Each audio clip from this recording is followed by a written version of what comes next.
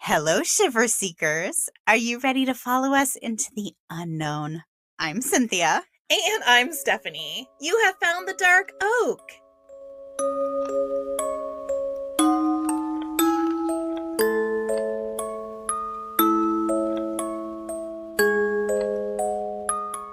Merry Christmas! Merry Christmas! It's Christmas Day. That's so exciting. I hope Yeah. Santa was good to you. Absolutely. I don't know. Do people listen to podcasts on Christmas Day? I suppose they could. Maybe you're drinking some nog, eating some cookies. Do they listen to their favorite podcast hosts, Cynthia and Stephanie from the Dark Oak, on Christmas Day? Of course they do. You know what? Bingo. Or maybe you're listening to us in the car on the way to spend all of your gift cards. There you go. If, you actually go to stores anymore, I just order online. That's basically all I do, like a shut-in. I'm not actually one, but from my shopping habits, you would think I am. You know, I've decided that if I can't get it on Amazon, Target pickup, or Walmart delivery, I'm just not getting it. Is it even worth getting? No. Yeah, that's basically where I am, because I'm not paying for shipping. Sorry. No, we've become, isn't that funny? I will not pay for it anymore. Like $7.99 for shipping? Are you crazy? If I see something I really want and I go to a designer website and I look at it and then I go to check out and they're shipping, I will stop what I'm doing and go see if they have it on Amazon. Oh, I do that, or I try to find a coupon code for free shipping. I do that a lot too. Okay. Because I'm not paying for shipping. No. I'm sorry. We're too spoiled. Yeah, that's essentially where I am. Well, you have seen my front patio for the last month, which has been full of boxes. I mean, full. There was one recording session where I walked up to Stephanie's door not too long ago, and I just thought, just this porch alone could keep an Amazon delivery person busy. Listen, I'm assuming you get like all the food and stuff for your animal. I mean, I don't even know what was there, but it was a lot. well, I do get food for my animals. Okay. I get food for my kids, like all their Sure. snacky things. Yeah, I can yeah. normally get cheaper, and pretty much all of my Christmas shopping. Oh, yes. However, do you do that stuff where you leave out little gift baskets for your delivery drivers? I have. It's not necessarily every year, but every year I'm like, I need to be the one who does this. Yeah. And then, like, I know I'm ridiculous, so I have like a Yeah. little grab basket where they can grab some snacks or I a love drink. it. I love it. A little refreshment. Yes. And they haven't lost a package yet. So Okay. And you do feel a little bit of guilt when somebody else is delivering all your groceries or all of your whatever cat food. I am a good tipper, though. Yeah. Yeah. I mean, at Oh, least sure. if it's like a Walmart Sure. kind of thing. Yeah. Obviously not for Amazon. Right. But for a second, I was like, am I supposed to tip Amazon? Yes. Grocery delivery. Yes. yeah, grocery deliveries. Yeah. But yeah, it's kind of funny. There were a few presents this year that I made a mental note. Like, I need to take my kids to go shopping for this. So they actually have a shopping experience at Christmas. Oh. And it's not purely just, let's look at it online. And then it just Okay. shows up at the door. Okay. Now there were only 2 people we did that for. Everything else came online. So, Yeah. Yep. I'm with you. Anywho. Online. It's the way to go. Yeah. Christmas. It's almost 2025 now. Super exciting. Yeah. Lots of good stuff coming Yeah. next year. Lots of really fun stuff at the Dark Oak, actually. Yeah. Yeah. Really. That we've got lined up. We've got some new videos we're working on. Yeah. We've got some new swag that we're working on. We've got some collabs that we're working on. Oh my gosh, we really do. We have a lot to be excited about for 2025. So Yeah. Love it. thanks for hanging with us. Exactly. But we couldn't close out this year without talking about some Christmas monsters. In my mind, Silence. in my mind, I was thinking, is this the last episode of the year? And yes, it is. Yeah, it is. Yeah. That was like crickets. Yeah. I was No, like, I was processing. Monsters are one of my favorite things ever. I don't know. and I'm not talking the Ebenezer Scrooge kind. These are the scary, the ridiculous haunts of Christmas. Bring it. Bring it. That's exactly what I need to hear. And what's interesting is a lot of these are traditions in many European countries. So, of course, we always have Saint Nick, Kris Kringle, the famous Santa Claus. Yes. And being the Virgo that I am, I had to do a little exploring into why we in America celebrate Christmas the way we do. Why is Saint Nick part of our culture? And as it turns out, Santa Claus is only one of the many fables, legends, and haunts that come alive on Christmas.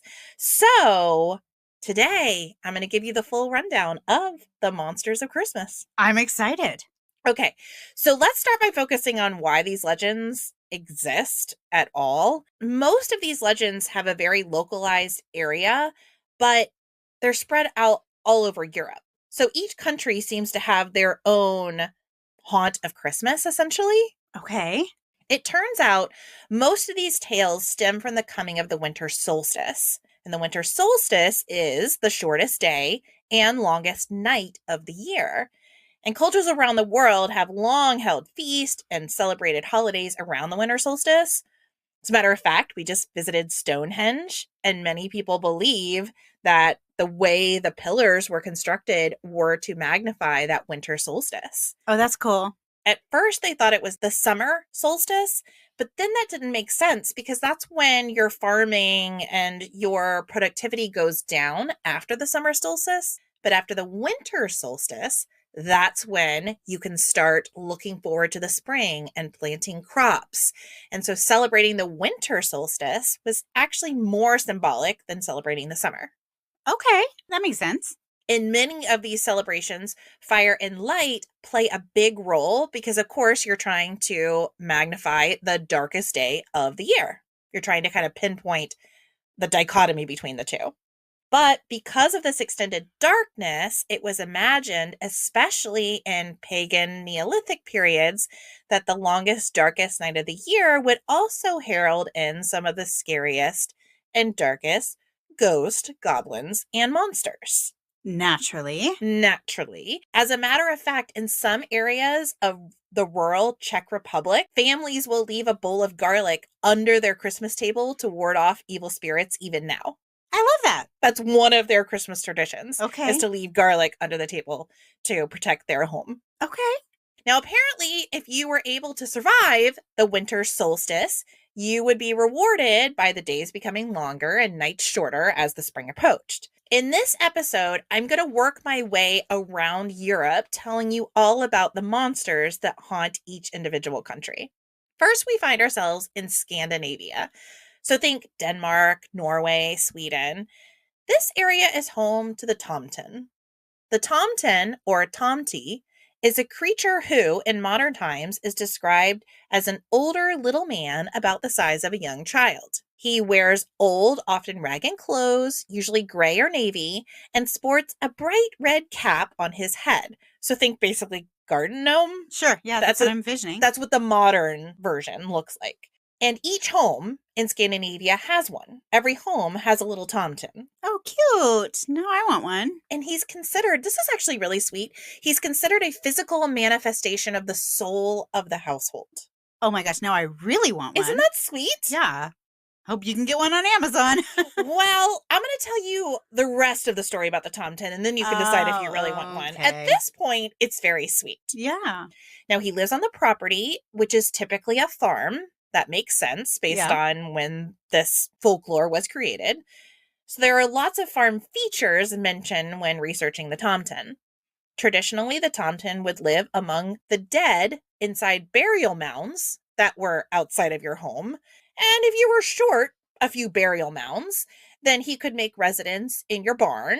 And if you were really lacking in real estate, the Tomten could also live in your pantry. Okay. I've got a pantry. Exactly. So we're just going to work our way down. Like a barn. I personally do not have burial mounds in my yard, so do animals count? I got a whole graveyard of pets. You got a little pet cemetery. I do. That's where your Tomten lives. Yeah. Well, I do too, obviously. Yeah. My little Tomten must live out in my little pet cemetery. Yeah. And that actually does make a lot of sense because the Tomten is credited for taking care of the animals on the farm. So he's a good guy. For the most So part. far. So far. Okay. Now, he only comes out at night, and again, he acts as a caretaker, almost like a protector and helper of your farm. So again, he looks after the animals and keeps them safe. He looks after your pastures and makes sure good fortune comes your way. He also prefers a tidy farm and home, so he's very happy when it's a clean space, and if your family is hardworking, your Tomten will also help you by helping to complete chores and overall bringing you good luck. So if you're doing the thing, if you're a hard worker, if you're an honest person, if you're keeping your place looking good, he's going to help you do that. All right. Now, let me ask you, when you first started telling the story and you said every family has one, I literally imagined everybody having like a little garden gnome type Tomten. So do they actually have like a statue of one, or is it no, we just have the spirit of this guy? Like, is there like a symbol that, just sits out in the garden or something like that? Or is it just, we know we have one, but we've never seen him? They are mystical creatures. Okay. So it's not that everybody has like a little statue of this guy. I think some might, especially now that garden gnome statues have been a thing. But the Tomten everybody's been talking about the Tomtens for hundreds of years. Okay. So the Tomten has been around a long time. Okay. Just this mystical creature helping to care for your farm. Gotcha. And in Scandinavia, if you were to approach a household that was well taken care of, you wouldn't necessarily praise the family as much as you would praise their hardworking Tomten. Oh, okay. So you must have a successful Tomten. So this is very serious. This is very serious. If your place is looking a little shabby, they would say, I don't know that your Tomten's really getting it done for you. Maybe that's my problem at my house. You need to have a little pep talk with your Tomten. It's not that I'm not working hard enough. It's my Tomten's fault. I'm kind of digging this. But your Tomten also feeds off your energy. So if you're lazy, well, then that makes no sense. My house should be spotless because I'm working.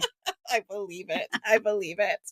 So far, as you said, the Tomten seems to be a pretty lovable guy, right? I like him so far. And he is, as long as you don't anger him. You see, the Tomten likes things to be done the right way, and he has quite a temper when he feels like people are being lazy or greedy. Okay. Especially on Christmas Eve, when, as a thank you to your Tomten for working so hard for you all year, you leave out a bowl of porridge or gruel in the corner of the cottage house or the barn or a stable, whatever you have, and you leave out this porridge or gruel for your Tomten. And this part is very important, so listen closely.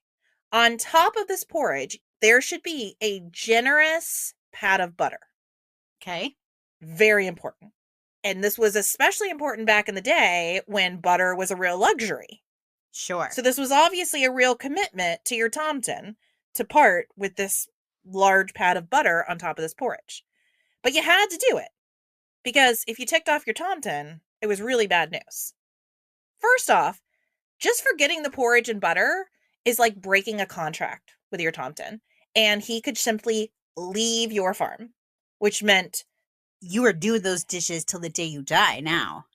You're done. You got nobody to help you. Nobody's going to help you. Nobody's going to look after your animals. No one is going to look after your farm. You're done. It's over. It's all over for you. So it's mainly yard chores, not so much the dishes. Not so much the dishes. Okay. It's mostly outdoor stuff. Okay. That's kind of his area. Okay. Yeah. I mean, it's possible that he could help with the dishes, but it's more unlikely. If you have a house, Tomten, but yeah, in the pantry. Yeah. Right. But again, ours is living in our small pet cemeteries. Right. So he's out taking care of your farm, mostly your real estate. Okay. But honestly, the Tomten simply leaving is probably the best outcome that could occur out of ticking him off, because in a tale that is often retold, a farmer accidentally put the butter underneath the porridge. Oh, I hate it when that happens. I cannot believe you would make such a mistake. Oh, yeah. And when the Tomten saw this, he thought the butter was missing, right? He can't see the butter. Yeah. And he was filled with rage.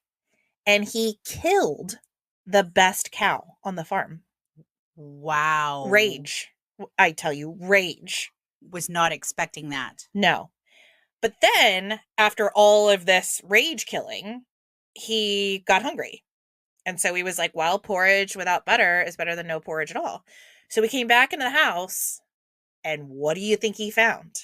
The butter. The on butter. the bottom. And then he felt terrible. Yeah. He felt terrible. So this clever Tomten went to the neighboring farm and stole their best cow and brought it back to his farm. And his farmer was made whole again. Okay. A whole nother cow. So he replaced the cow that he had killed. I mean, what else can you do? What else can you do? I mean, it's unfortunate. The cow paid the ultimate price. Can't put the butter under the porridge. Just can't happen. Mental note made. Yeah. And the Tomten is also a bit of a trickster as well. Some of his favorite things to do are tying cow tails together. These poor cows. These poor cows. Yeah, they really get the brunt of it. They do. That seems to be the case. His favorite animals are horses. Oh. But he also is tasked with taking care of the cows, but he plays a lot of the tricks on the cows. He also is known for opening up pasture gates and letting the cows out too. And then you got to go round up all your cows. Like all of a sudden you look out, the cows are out. You're like, dang Tomten, who ticked him off? You know? I think a Tomten lives at my house sometimes. I'm pretty sure that he does. I've seen your doors are just open. Crazy. Yeah. It all makes sense now. But again, if your Tomten likes you, he will actually steal from neighboring farms to help you. It's kind of like the Punisher, where you bring about justice by also doing bad things. Okay. You know? Yeah. I don't know if the Tomten is exactly the Punisher, but you get my drift. I do. He's also easily offended by rudeness, farm workers that are swearing, urinating in barns, or not treating your animals well. And all of these can lead to a beating from your Tomten. I'm not sure exactly how that happens by a very small gnome-like person, but apparently it could happen. Now, most dangerous of all is a bite from a Tomten. And most disturbingly, I was not able to find out what could lead him to bite. Gosh. So I don't exactly know. I mean, we're all kind of walking on eggshells. I'm stressed out. We're walking on eggshells here. I know he needs butter, and I know you can't be mean to animals or pee in a barn. Outside of that, they're like unspoken rules, which is very stressful. Yeah. But this Tomten bite is very scary because it is also poisonous. And you die? Yeah, it typically leads to death. And also, unfortunately, I was unable to find out where you get the antidote because it appears that any protection against this particular Tomten poison is otherworldly. Oh, man. Yeah, so you're basically out of luck if he bites you. So try to avoid that at all cost, even though I'm not really sure how to avoid it. Okay. So well, maybe I don't want one after all. It's just they're nice in theory, I think. If you have a nice one and if you're a likable person. I think that's the key, is you have to be a good person in order to have a peace with your Tomten. Which I feel like I am, but on occasion, I misbehave. Have you ever spoke in anger to one of your animals? When your cats are peeing all over the house, maybe? It's possible. It's possible. I mean, have you ever peed? You know what? Let's start with the easy things. Have you ever peed in a barn? I have not, but I do have 3 little boys.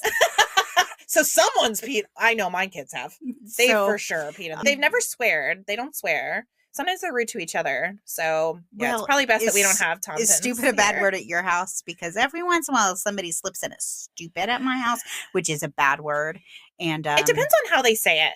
I feel like it's the tone with which you say it. Oh yeah, that's mean. Yeah, that's mean.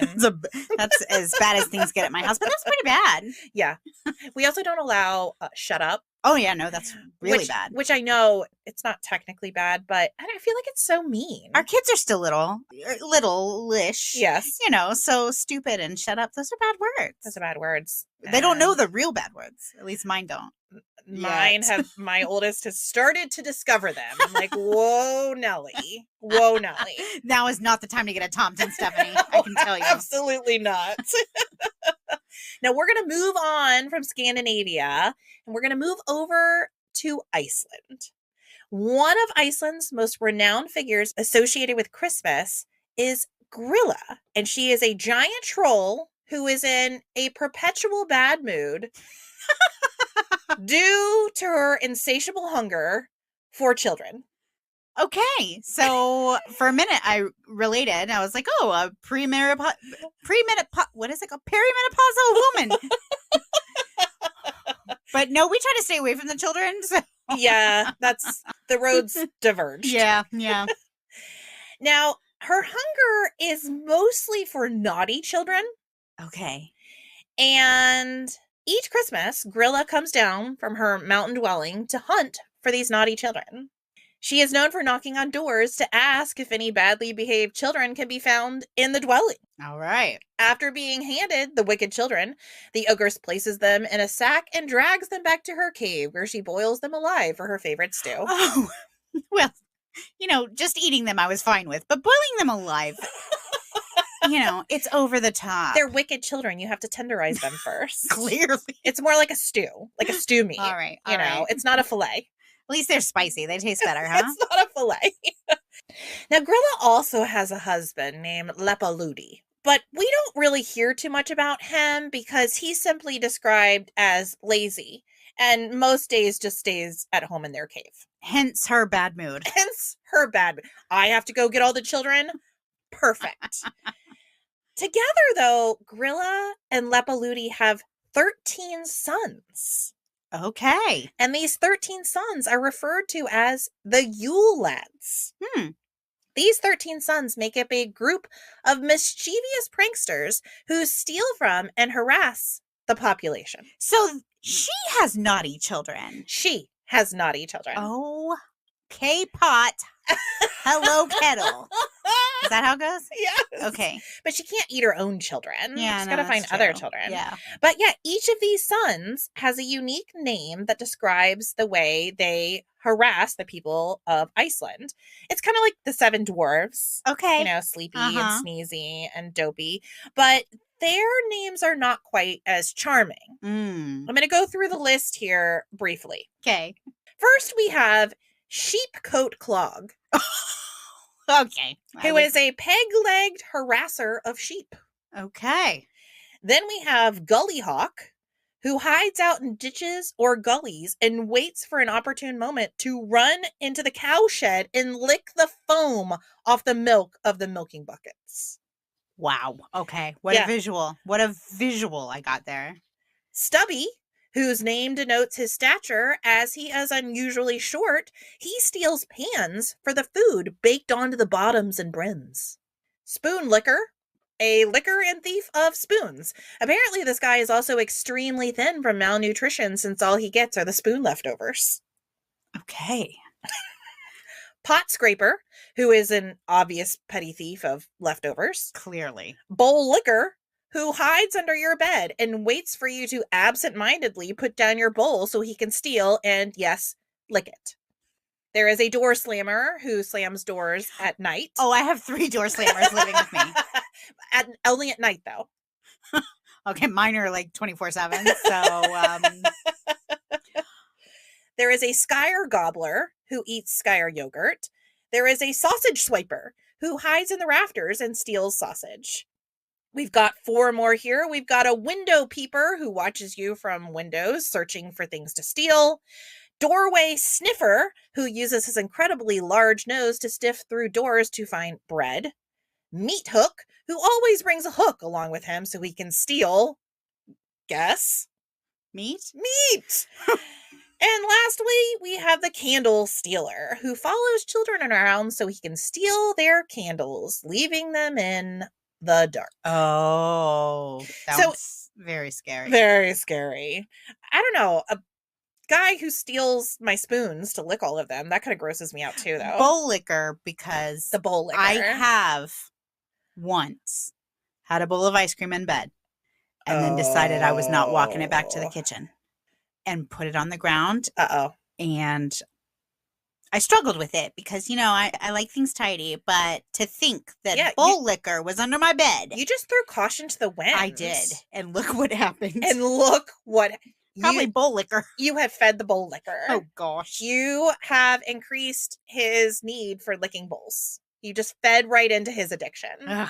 So these Yule Lads come down for the 13 days before Christmas, and each of them has their day when they're going to come. There actually is a calendar when each of these little dudes comes and, wreaks havoc in Iceland the entire month of December. I actually kind of want a Yule Lad calendar, though, because I will say they're mischievous, not necessarily evil. It appears. That's true. And in modern versions of the legend, they leave small gifts and shoes that children have placed on the windowsills. But if the children have been disobedient, they instead leave a rotten potato in your shoe. Again, still just mischievous. We're not eating naughty children like their mother is, or biting people like the Tomten. Yeah. The more sinister version is that if they really don't like you, they do eventually feed you to their mother. Okay. So I mean, tomato, yeah. It's kind of cute, though. It's kind of cute. Their names are kind of fun. Bull Liquor. Well, and I'm not even done. Meat Hook. Oh, Meat Hook came again. Meat Hook. Is that Meat Hook? Oh, look, tomorrow's Spoon Liquor Day. I know. It's true. It's kind of fun. It is kind of fun. I will tell you, though, this lovely family also has a cherished pet. No. Yeah, it's called the Yule Cat. Oh, a cat. My favorite. Maybe not this one. Oh, no. The Yule Cat's prey consists of both children and adults. And unlike the other Christmas monsters, this cat doesn't care about whether you've been naughty or nice. The only insurance against being torn apart and eaten by this giant feline is receiving an article of new clothing for Christmas. So I hope you all have shopped wisely. Maybe that knitted sweater from your great aunt, maybe it was a good gift. It may have saved you from the Yule Cat. That's very interesting. Yeah. I actually did just listen to a real life scientist talk about how if you die unattended, your dog will wait until it is starving to eat you. Yeah. But your cat, it's going right in. So this tracks. Yeah. Your cat's going to eat you like immediately. Your cat is definitely going to eat you. They don't care. And actually domestic cats, they don't even care if you have on new clothes. Yeah. At least the Yule Cat can appreciate the new socks or sweater. So, yeah, this seems very, very possible. Yeah, absolutely. Now, we're leaving Iceland to explore a legend that, honestly, I had to go a little deep on because I genuinely don't understand it. And from everything I have read, no one really understands it. Okay, I just have to stop you here because I love that you're like, I get the Yule boys. I get Spoon Liquor. But this next one, Well, it's true. I mean, Spoon Liquor, that's very clear to me. Like, it is what it is. He is who he is. Right. I don't really get this other one. All right, I can't wait to hear what it is that baffles you so. I understand Grilla. She's angry. She's got 13 kids. They're all causing mischief. She's taking care of business. Yeah. She's got this husband that doesn't help at all around the house. I understand her. Right. I do. I understand the Tomten. Like, I want things to be done a certain way. And I might bite somebody if they don't put away their dirty laundry. Yeah. Sure. I understand that. This one, not quite as clear cut. Okay. Let's hear it. And I will say, I'm not alone. Several historians have also said we have no idea why this is a thing, but it is. So the next legend we're going to explore is the Christmas zombie horse. No. All right, I'm with you. I don't get it. Yeah. Already, I don't get the Christmas zombie horse. So if the Christmas zombie horse sounds like something that might be of interest to you, hang out. I'm going to tell you how it works. I'm intrigued. The legend of Lwyd rises out of a Welsh tradition where locals decorate a horse skull for a day out on the town. They use ribbons and baubles to make the macabre horse, Lwyd, look its best. Next, they mount the decorated skull on a stick and cover it with a white sheet, which hides the person holding the stick. So you're picturing this, it's basically like a horse skull on a stick with like a person underneath it. Yeah, okay. Got it. Then several others, so these would be your friends, they dress up as witches and jesters and general mischief makers, and everyone accompanies Mary Lwyd into town. Okay. The plan is to go door to door to try to get people to let Mary Lwyd and friends, like and company, into their houses. And you do this by singing loudly about all the reasons they need to let you in and feed you. Meanwhile, the people not carrying the horse skull attempt to play harmless pranks on the homeowner as you're singing. After the ghost horse team pleads their case, the neighbor must sing back, declining the invitation. The plan is that you both sing back and forth using rhyming words until the homeowner is worn down and allows the zombie horse team to enter their house to get cakes and wassail. The homeowner is thanked for their kindness by more singing from the horse skull. So festive. You know, Stephanie, I don't hate this. I'm not saying I hate it. I don't understand it. It's kind of like Christmas caroling, but a little dark. But a little dark. And there's cake. There is cake and wassail, which I actually like. Yeah. So wassail is kind of like a spiked apple cider. Yeah. So I mean, I dig that. Yeah. There are some old videos. I've seen people doing this, and the singing is intense. Well, let me ask, how would you feel if Wait, I know where this might be going. I'm concerned. If a woman dressed as a horse, a zombie horse, with three cute little kids showed up on your house, on your doorstep Christmas Eve. If I brought over some mischief makers, because I know some, and I know a lady who likes to dress up in costume from time to time. I'm just saying, you could be Mary Lwyd. All right. Interesting. Yeah. No one really knows how this tradition got started. Some people think it was the invention of like the hobby horse. Oh, okay. Where all the kids were playing with the hobby horses, because it's not always necessarily a skull. Sometimes it can be paper mache. Okay. Well, I would prefer that. But whatever it is, it's peculiar, shall we say. A very interesting Christmas tradition. You know, I feel like some friends were just having a little get together and they had a little too much. Wassail? How do you say it? Wassail. So I actually do carol, and we have a song, wassail, so we pronounce it wassail for the song. So that's how I know to pronounce it. But, you know, I feel like people had maybe a little too much wassail. Maybe. And thought, you know what would be funny?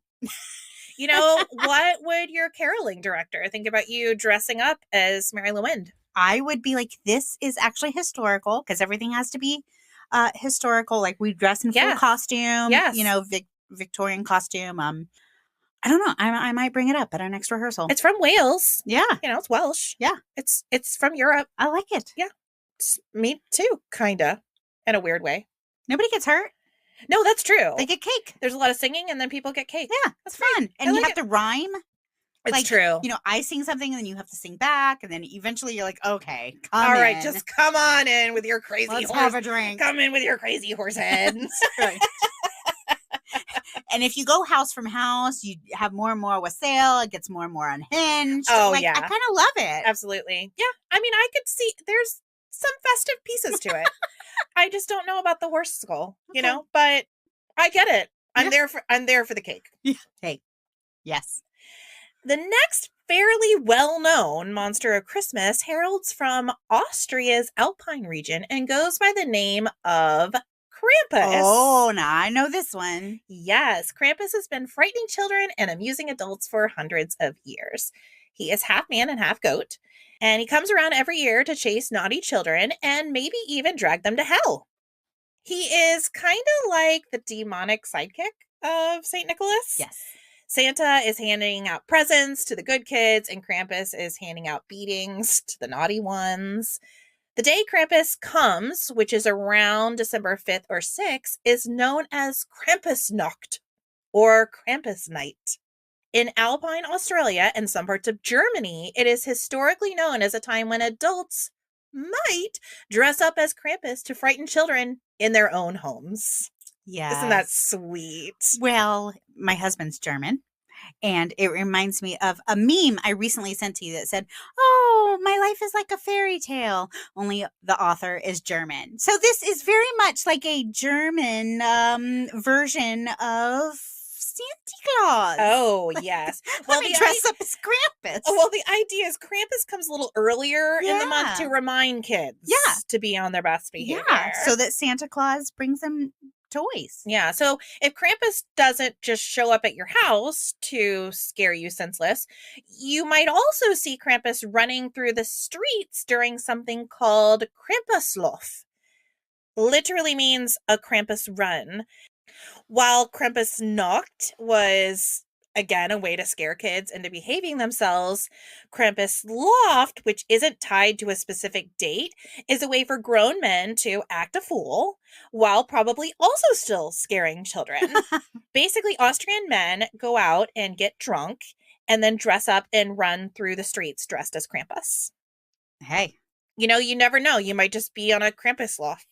In 1890, the German and Austrian printing industry realized it could capture a good deal of sales if it encouraged locals to send each other greetings featuring Krampus. And so the holiday of Krampuskarten was born. These particular holiday cards were marked Gruß von Krampus, meaning literally greetings from Krampus. They often depicted Krampus stuffing a distressed child into his satchel or preparing to hit one with his bundle of birch sticks. Many of these postcards depicted Krampus going after children with his sticks, leading them away in chains, or carrying them off in his bag. Nothing gets me more in the holiday spirit. Until recently, most Americans had never seen a Krampus card or even knew who Krampus was. And that changed in 2004, which is why you know who Krampus is now, when art director and graphic designer Monte Beauchamp published a book of Krampus cards and helped organize an art show inspired by the cards. Beauchamp is credited with introducing the world to Krampus, and he has since become sort of an icon. According to a History Channel article on Krampus, Etsy has a whole section of items inspired by classic Krampus cards. And if you don't have time to send cards, you can buy an ugly Krampus sweater to wear to your local Krampus party or Krampuslauf.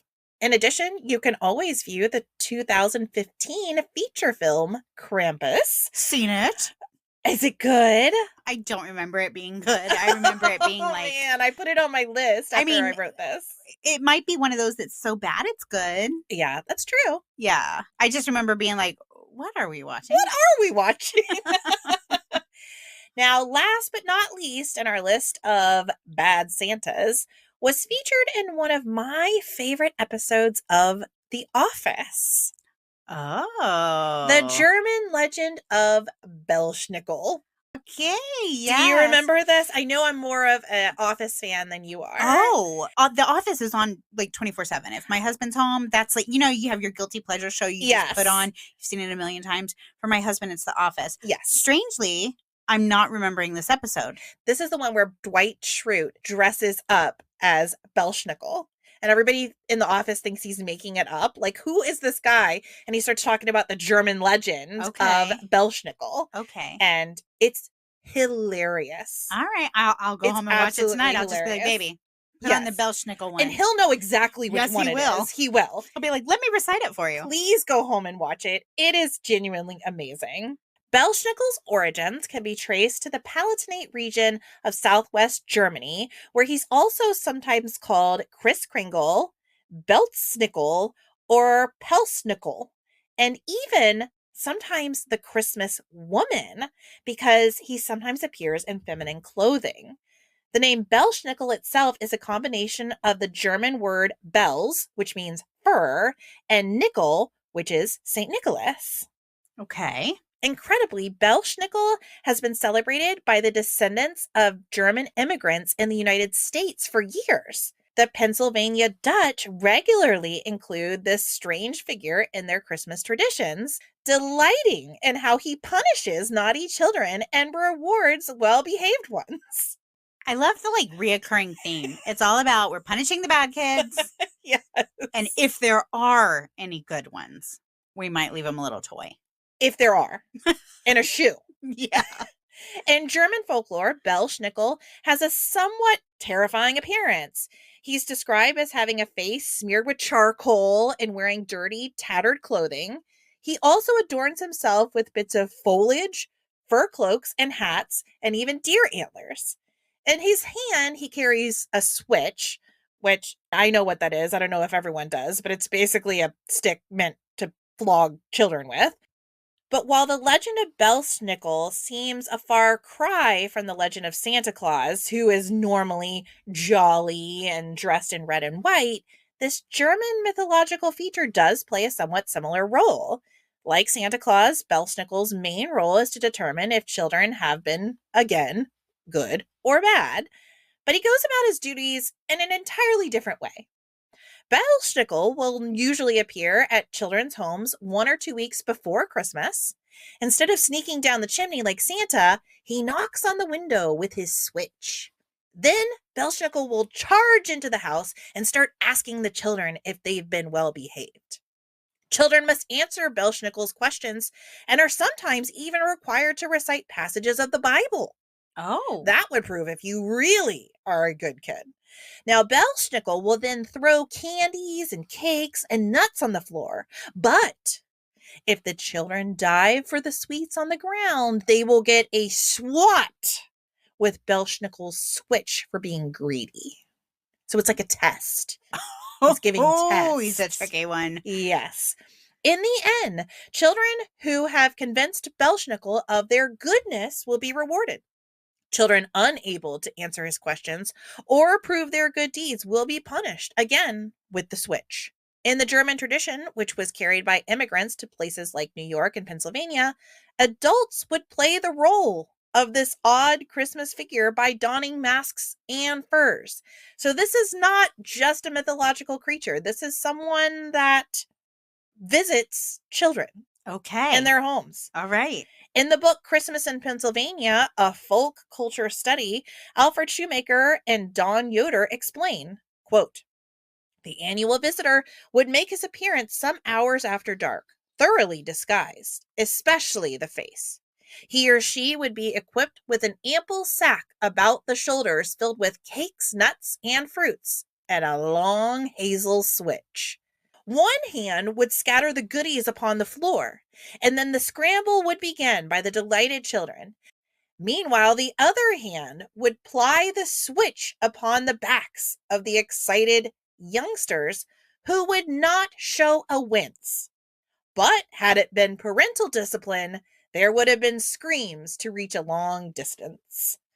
So apparently, getting switched by Belsnickel is, something that just supposed to happen on Christmas. Oh, it's part of the fun. It's part of the fun. It's only Belsnickel's Here, open your switch. presents. Let me hit you. Though the Belsnickel tradition largely faded away after World War II for obvious reasons, it has enjoyed a resurgence in popularity in recent years. Now he plays an important role in Christmas traditions by holding children to their promise to be good. Rick Brous, a Belsnickel impersonator, told the York Daily Record, quote, personally, I think we're missing a little bit of that these days. There's no real consequences for some of the bad things you did or do. Back in the older days, there was a consequence for not being good. Okay. He enjoys hitting kids with sticks. That's all I know. Indeed, celebrants of Christmas everywhere should keep an ear out when the holidays roll around. That scraping you hear on the window might not be branches outside, but Belsnickel with his switch. This year, the Northern Hemisphere celebrated the winter solstice on December 21st, so just a few days ago. I personally did not see any of these monsters of Christmas, but maybe I just didn't get that lucky. Guess there's always next year. Oh, next year, I have a feeling we're going to be seeing a Christmas zombie horse. That's all I'm saying. You were getting all the ideas. Too bad we didn't record this earlier. You could have been more prepared. I know. Because I that one just seems fun. It's the least understood. I again, all the other ones, like, I get it. I know, I understand Right. what's happening here, but I'm telling you, this is just adults with, again, a little too much wassail in their system, being like, let's go wreak our own havoc. So Mari Lwyd is it for you? That's it. That's mine. Yeah. Okay. All right. It's my So favorite. the zombie horse of Christmas. Yep. All right. I like it. I'm about that. It's a good choice. Yeah. I'm personally kind of obsessed with just the whole Yule family. That one's pretty cute too. I really want to look at the calendar. I really want to, because we do advent calendars at our house, leading down. So of course, like the chocolate, it's all of it. It's all of it. But I can see like doing something like that too, making it fun, like the G-rated version. Like, of course, we better leave a spoon out for a spoon licker. Yeah, exactly. Or, So how are you going to introduce Grilla though? I might leave her out. I just might be like, she's a tired mom. Like, because my kids are still pretty little. They're still pretty little. 5. So you're not going to tell them if they're not good, they're going to get eaten in a stew? No, not no. This, okay. I mean, I do enjoy uninterrupted sleep. And if I start giving them things that are going to give them nightmares, they're going to be in my room every night. So what if you threaten that Belsnickel will beat them? If you get out of your bed. Yeah, Belsnickel is going to come and whip you with his stick. And watch out, because Bowl Licker's sitting under that bed right now. You better stay in or he's going to grab you. You were telling me that one of your kids had a habit of leaving dishes around. Maybe, telling them that these Yule lads are going to be crawling out of everywhere, licking his spoons and his bowls. I might try it. Yeah, it might help. It might. What if that's the key? I wonder if they do the dishes. The Yule lads. We've already established that Tomten really doesn't do inside chores, right. But with the Yule lads, because we know some are trying to find old baked on food. Does that mean that they wash it up afterwards? Well, and what's funny is when you were explaining that, I was thinking, I don't know that I would hate that. I don't know that I would hate some little gremlin coming down, scraping my pots and pans clean. I may leave a few out just to see. That's a treat. Yeah, exactly. Just to see if they're spotless the next morning. Yeah. What can it hurt? Yeah. I mean, if it doesn't happen, it doesn't happen. I still had to clean it anyway. Right. So yeah, you've given me some ideas for next year for sure. Now that I know, I mean, I need to make plans. Yeah, I need to start planning now. Well, I like it, Stephanie. This was a really fun episode. I think we needed it. We've had some really heavy ones. We had some really heavy ones the last few months, and so I feel like we needed this. Yeah. And then in January, we'll hit you with all the horrible true crime that we all come here for. As we all do. As we always do. As we always do. That's right. Our specialty. Maybe we're our own version of Christmas monsters. We're our own Christmas monsters. Aren't we all? Aren't we all? Yeah. Well, it is Christmas. We should give one more gift this year, and I think it would be talking about our Branch of Hope recipient. Yeah, absolutely. So the beginning of this month, so this is December of 2024, we talked about Sandra Hemi and what a debacle her case was. So pleased to know that this Christmas she is going to be spending Christmas with her family, with her father. I understand from what I've read recently, she's at her father's bedside, and I'm so grateful after those 40 years she was cleared, and that's all due to the Innocence Project. And that is our nonprofit for this month. I can't think of a better way to end the year, honestly, by supporting the Innocence Project. I almost feel in some ways having someone falsely convicted is worse than never finding the killer. I agree, because you've done both. Exactly. You've now made someone else suffer in addition. And you've made it worse. And you still haven't put the correct person That's right. to justice. So you haven't assigned guilt to the correct person. Yeah. No, I'm with you. It's awful. So the Innocence Project, you can find their information on any of our social media accounts. You can also find their information on our website. Know if you are one of our Patreon members, a portion of your monthly subscription is going to go to the Innocent Project this month. You're going to help a lot of people. You are. They're doing good work, and we saw it really in the Sandra Hemi case. And she was just released this year. It's crazy. I mean, it's happening as we speak. Right. So your dollars are going to a really good cause. If you want to donate directly to them, again, you can find our information on our social media, or you could join our Patreon and you can support us as creators, and then also know that a portion of your subscription is going towards a nonprofit organization every month. And you can feel good. It's a win-win-win-win. A win-win-win. All the wins. All the wins. All the wins. So, guys, thank you so much for just a wonderful year. This is our first full year. And wow, we have seen some great milestones. Some Yeah. really exciting milestones. Yeah, some fabulous listeners and the word of mouth. You guys are amazing. Mhm. Spreading the good word about what we're doing and then supporting our branch of hope, supporting a lot of the cases that we've covered, which are some of them are lesser known cases. We've covered some great cases about minorities, which people may not have heard of. And I feel really good about covering those. And just personally, I think this podcast has really given us a lot of sanity in our crazy lives. Much needed. Much needed sanity and a nice chance to share our thoughts and to share stories about the people we share this world with. That's right. All right, guys. Well, we love you, listeners. Yeah, we love you, and we'll see you in 2025. We'll see you in the new year. All right. Bye-bye, guys. Bye.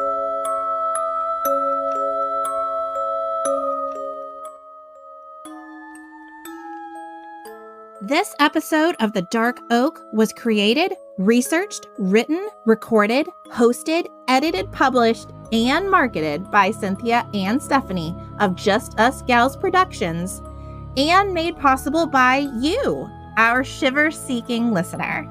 Special thanks goes to Justice Himes for our incredible artwork and Ryan Crete for our amazing music.